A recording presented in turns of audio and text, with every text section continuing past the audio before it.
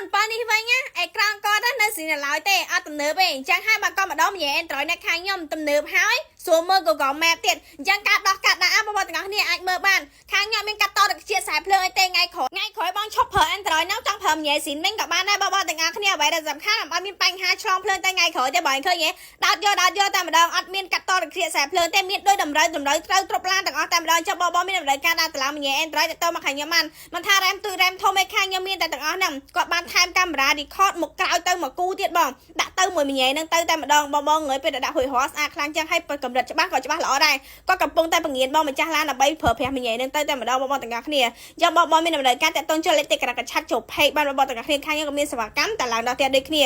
គាត់ add ជាមួយនឹង Apple CarPlay ជាមួយទូរស័ព្ទគាត់យកទៅតែម្ដងបងស្រួលប្រើទំនើបហើយតាន់ស